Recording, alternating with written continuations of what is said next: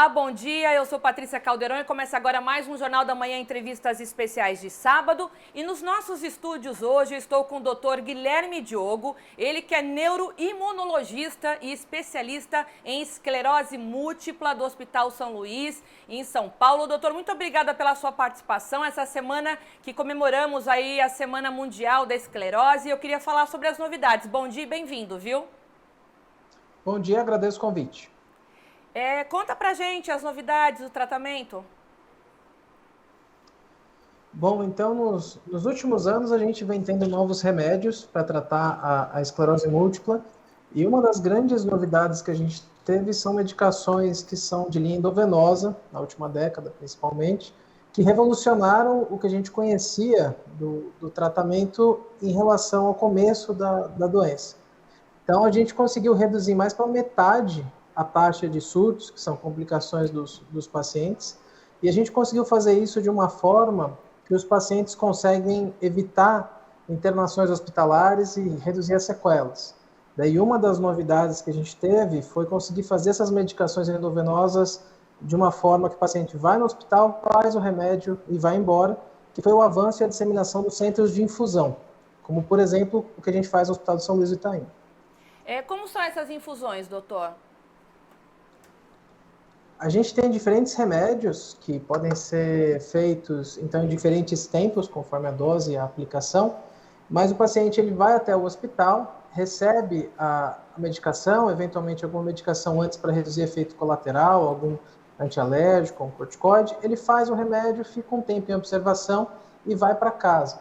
Então, o que é interessante dessa nova fase do tratamento da doença é que a gente consegue evitar as internações do paciente. Então, às vezes, o paciente pode, por exemplo, num sábado fazer a infusão, não perde um dia de trabalho e consegue fazer a medicação endovenosa. Nesses centros de infusão, o paciente tem toda uma equipe que a gente fala multidisciplinar. Então, além de ter algum médico para alguma intercorrência, tem farmacêutico, que é especializado nas medicações que estão sendo feitas, enfermagem, que está habituado a garantir que toda essa parte administrativa funcione e também a questão do acesso.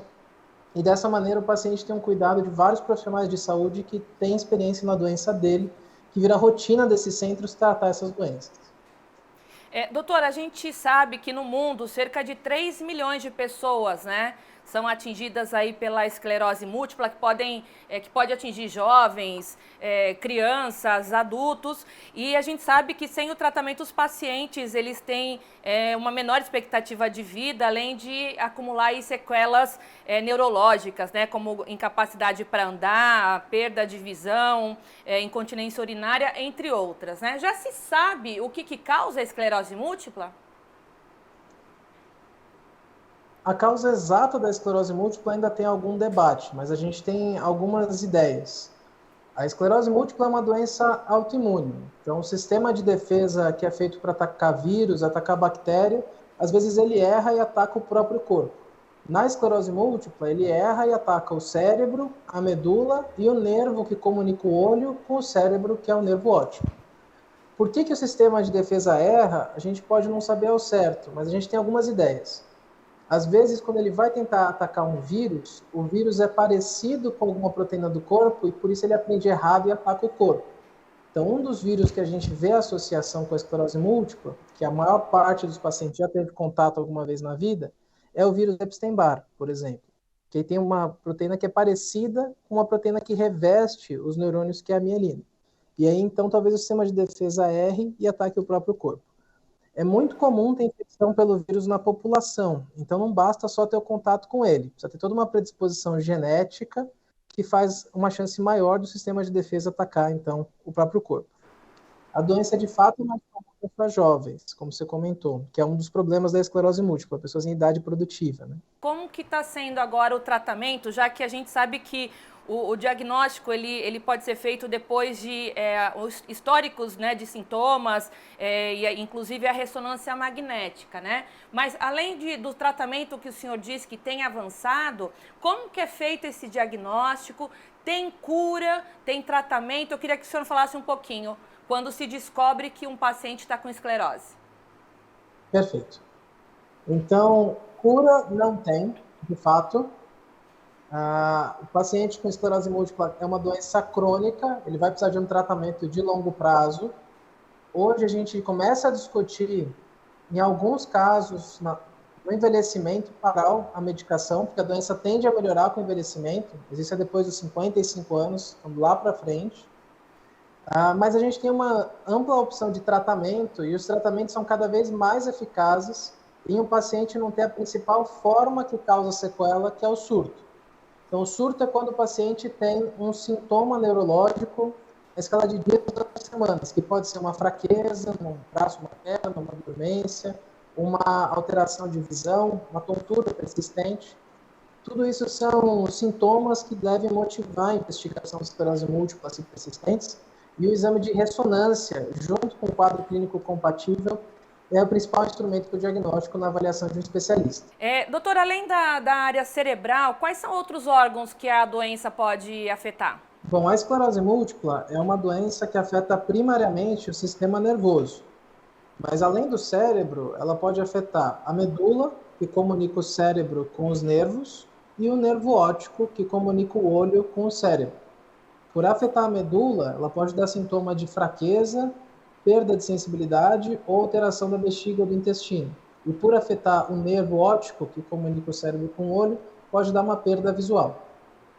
A gente sabe que as doenças cerebrais, elas acabam dando esses tipos de sintomas, né? Muitos tumores cerebrais, as pessoas têm esses sintomas, né? Dormência no braço, dificuldade para urinar, perda da visão, visão dupla. Então, a ressonância é o primeiro exame que é necessário fazer para fazer o diagnóstico, né? Exatamente. Com o exame de ressonância, dá para diferenciar facilmente o que você comentou, o tumor contra a esclerose múltipla na vasta maioria dos casos. A ressonância tem que estar alterada na esclerose múltipla. Esclerose quer dizer cicatriz, a gente tem que ver uma cicatriz típica da doença. Em alguns casos, o exame de coleta de líquor pode ser necessário junto à ressonância para o diagnóstico, mas na maioria a ressonância pode ser suficiente. Agora, doutora, a gente tem visto muitos casos de esclerose em adolescentes, né, de um tempo para cá. Existe um porquê desse aumento? Eu queria perguntar, de repente, o computador, as telas, o celular, isso tem alguma coisa a ver, alguma interferência? Eu acho que a gente tem alguns estudos que sugerem que vem tendo um aumento realmente do diagnóstico de esclerose múltipla no mundo como um todo, mas eu acho que o grande fator que deve estar associado ao aumento talvez seja o aumento do diagnóstico, do acesso à ressonância, e talvez a gente está diagnosticando mais cedo, talvez ainda, né, no adulto jovem, no adolescente, não só anos lá para frente de doença. Alguns fatores de risco que aumentam a chance de ter esclerose múltipla, como obesidade na criança e adolescente e a baixa da vitamina D, principalmente pela nossa rotina que ficou mais dentro de casa, toma menos sol, uma dieta menos saudável, talvez impactem nisso também. Doutor, a gente já falou de alguns sintomas, né? Como a questão de dormência no braço ou na perna, a questão da dificuldade para urinar, perda visual, visão dupla, tonturas e desequilíbrios. Existem outros sintomas que as pessoas precisam ficar de olho aí? Esses são, de longe, os mais comuns, né? Que mais de 90% dos pacientes vão ter. Então, seja o quadro motor, de sensibilidade, né, seja alteração da bexiga, visão, tontura ou equilíbrio. Alguns pacientes podem ter alguns sintomas com avançada doença, como uma fadiga importante, que nem começou o dia e já sente cansado para fazer as coisas. Com avançada doença, se não tratado, pode ter esquecimento e dificuldade para manter atenção e foco, e pode ter dores e alterações de humor também no curso da doença. Agora, quando se faz o diagnóstico e confirma a doença, é irreversível, doutor? É daí para frente o tratamento? O que já aconteceu com o cérebro não tem como reverter? Quando a gente faz o diagnóstico e a gente acha na ressonância os achados eles são cicatrizes no geral. Né? Então, esclerose, como o nome já diz. Então, com o tratamento, eu não espero que aqueles achados desapareçam. Então, as cicatrizes que estão lá continuam. O que a gente faz com o tratamento é que não surjam novas lesões. E não surgindo novas lesões, o paciente não tem novos achados, não tem novos sintomas e novas sequelas.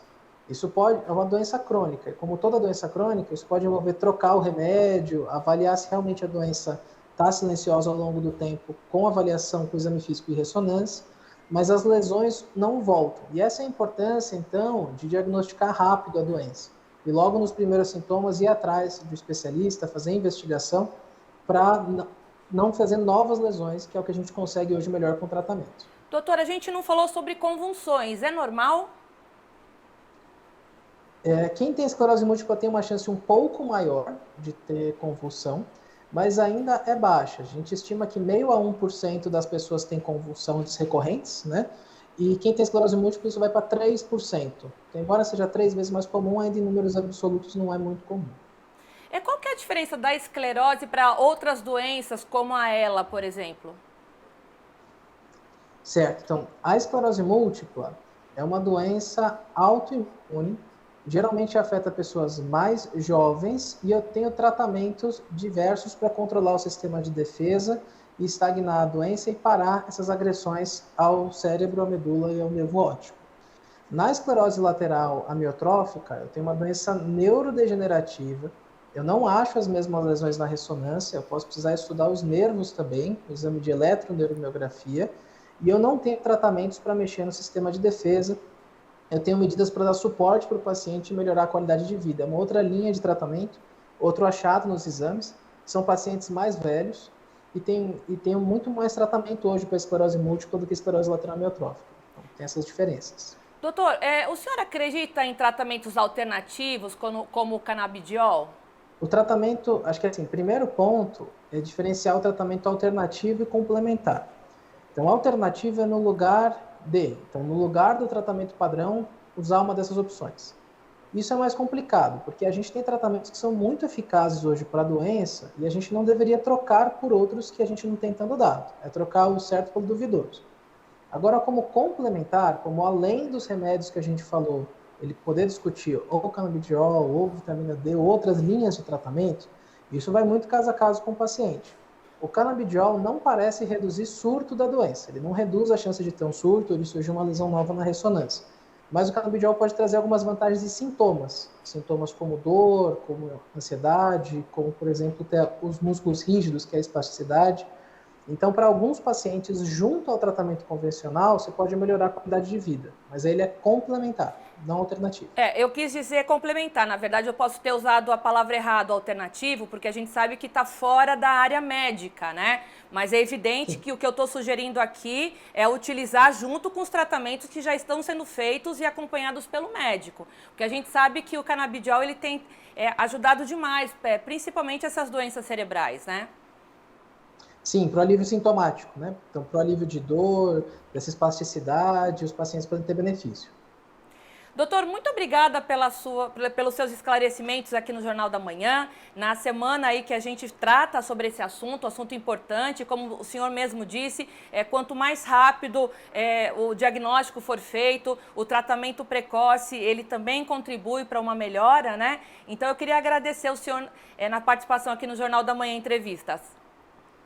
Eu que agradeço o convite. Até uma próxima. Até. O Jornal da Manhã vai para um rápido intervalo e eu volto daqui a pouquinho com mais assunto aqui na nossa roda de bate-papo. Estamos de volta. Minha entrevistada agora é a doutora Marília Severiano, ela que é psicóloga da República de Acolhimento a pessoas LGBTQIAP+. Doutora, muito obrigada. Bom dia pela sua participação aqui. Obrigada também pelo convite. Bom dia. Nós estamos em junho e a gente comemora aí o Orgulho Gay, né? E a gente sabe que aqui no Ceará é grande o número ainda de preconceito, inclusive de crimes relacionados às pessoas gays, né? Eu queria saber como que funciona esse acolhimento onde a senhora trabalha. Certo. Realmente, assim, o índice, né, de preconceito e violência ainda é muito grande. E a outra casa coletiva, ela entra nessa para prestar o apoio, né, às pessoas que estão vulneráveis, são vítimas, primeiramente pela família, que é como funciona a outra casa. A maior parte das pessoas que nós recebemos lá na casa são pessoas que foram abandonadas, sofreram violência física, psicológica, através da própria família. Nós recebemos jovens de 18 a 29 anos, em situação de vulnerabilidade, né, jovens LGBTQIAP+, e população trans a partir de 18, e não tem limite de idade, porque a população trans, ela sofre maior violência, né? É uma república, então é uma casa, é uma moradia que acolhe essas pessoas, é Sim, isso? é moradia que temporária, né? A gente recebe inicialmente o tempo é de 3 meses, podendo se estender até 6 meses. E aí a gente dá um suporte psicológico, jurídico, inclusão no mercado de trabalho e oportunidade para cursos profissionalizantes também. E através disso, né, a gente traz aí, resgata a autoestima, garante a segurança, e a partir daí a pessoa cria uma autonomia e consegue adquirir uma independência. Doutora, a doutora citou que boa parte desses casos vem do preconceito através da própria família, né? Quando a família descobre a orientação sexual, acaba não aceitando. Então, a vulnerabilidade começa dentro da própria casa da pessoa, né? Isso, dentro da própria casa, né? A gente espera com a ideia de família que a gente tem, né? Apoio, acolhimento, amor incondicional, mas na realidade não é bem assim que acontece, né? Quando a família descobre, na maioria das vezes, são os casos, assim, a maior parte dos casos que a gente já pegou, a família descobre e põe para fora de casa, e antes disso, limita, né? Vai limitando a pessoa financeiramente, moralmente, violência psicológica também, violência física, ameaças. É, É como, assim, bem como que triste, sabe? como é feito esse trabalho psicológico com essas pessoas que vocês acolhem na República? É uma terapia individual, com frequência semanal, né, para as pessoas que estão acolhidas. Sou eu quem faço esse trabalho, e a gente também atende pessoas que não estão acolhidas na casa, né, o público externo. A gente sempre disponibiliza vagas para terapia, acompanhamento psicológico, nesse caso online. E o pessoal que está acolhido na casa é presencial. Há quanto tempo a doutora faz esse trabalho com esse público? Eu estou há 2 anos. E por que você decidiu acolher esse público? Eu conheci a outra, eu já tinha muito contato com esse público, né, através das amizades, e conheci a outra casa quando eles chegaram no endereço do Benfica. Tenho alguns amigos que também participam, que também são voluntários do projeto. Fui convidada e aceitei, porque além de é, ser algo que é enriquecedor, né? Experiência e o foco de ajudar as pessoas, né? O que mais de desagradável assim que a doutora vê quando essas pessoas chegam numa situação bem vulnerável psicologicamente, né? Pedindo ajuda. O que a doutora vê nessas pessoas? De mais desagradável que eu vejo sempre é perseguição da família através da religião. Como que isso acontece? A família geralmente, né, evangélica, e diz que é pecado, que a pessoa vai para o inferno, e através do discurso religioso começa a violentar a pessoa, né? Violentar psicologicamente e às vezes até fisicamente também. Hoje são quantos membros dentro dessa república? Hoje estão 6 pessoas acolhidas lá na República, mas a gente tem a capacidade para, no máximo, 10 pessoas atualmente, mas para garantir a qualidade, né, de vida de todos que estão lá, a gente está optando para acolher apenas 6 no momento. Doutora, de que forma que você se satisfaz assim quando pode proporcionar o seu trabalho para ajudar uma outra pessoa nesse sentido aí de vulnerabilidade, principalmente por conta desse preconceito sexual?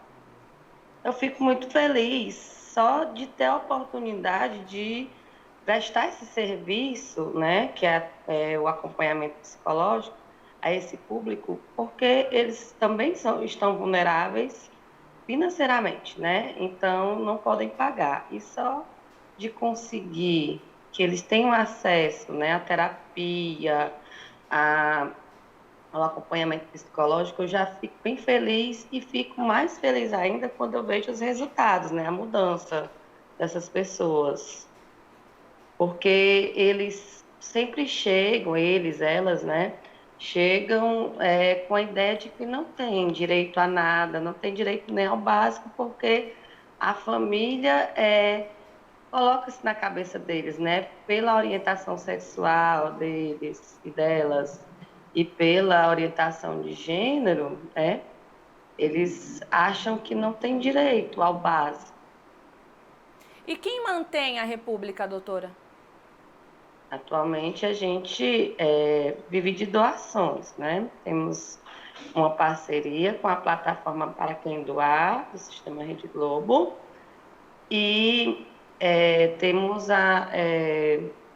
as doações através da benfeitoria, que as pessoas fazem como uma assinatura mensal, o valor que podem doar, e recebemos também doações ao longo do ano todo, né? De alimentos, quantias em dinheiro. A gente vive exclusivamente de doações. Doutora, muito obrigada pela sua participação, né?